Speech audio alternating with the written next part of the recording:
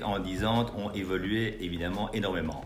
Il y a 10 ans en gros, on ne parlait pas tellement de fintech en Belgique. Depuis lors, en fait, le phénomène fintech s'est amplifié et il y a des milliards d'euros qui sont dépensés dans le monde, en général, en particulier en Europe, dans ce secteur-là. Les fintechs sont là pour résoudre quelque part 3 types de problématiques. La première, c'est d'avoir une vraie expérience client. Souvent, les acteurs existants n'ont peut-être pas assez léché les relations avec leurs clients, avancé, évolué. Deuxième chose, c'est le business model.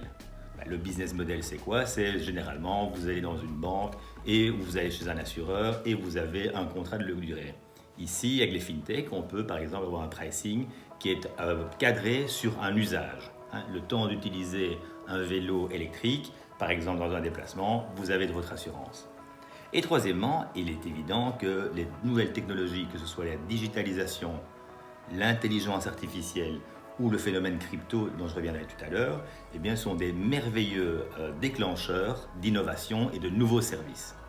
Petite parenthèse, toujours bien comprendre que le fintech, ce n'est pas le méchant financier qui veut prendre l'argent aux autres et se le mettre dans la poche. Pas du tout. Souvent, les fintechs sont plutôt inclusives, c'est-à-dire qu'elles rendent certains services accessibles à des populations qui ne sont pas nécessairement terriblement bancarisées, première chose. Et deuxième chose, ça donne des outils qui permettent aux consommateurs de pouvoir mieux gérer leurs finances personnelles. Tout le monde connaît les bitcoins qui sont des cryptocurrencies. L'idée là, c'est de pouvoir un petit peu dématérialiser certains actifs et de pouvoir les échanger plus facilement entre des acteurs à des coûts moindres. Ça, c'est en gros ce qui se passe. Mais très simple. En fait, comme un petit peu dans les différents autres secteurs, les utilisateurs ont besoin d'avoir un service total.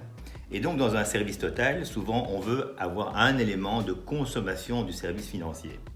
Et donc, on s'aperçoit que on part des fintechs sur la gestion des comptes actuels, l'offre de possibilités d'avoir des prêts, par exemple.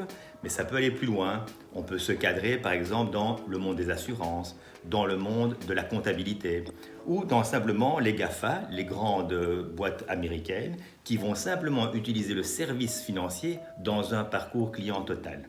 Et donc c'est là où les nouveaux concurrents des secteurs financiers ne seront pas tant les banques ou les fintechs, mais très vraisemblablement des grandes marques, Coca-Cola, Google ou autres. Voilà ce qui se passe et voilà ce qu'il y a devant nous pour les 20 années qui viennent.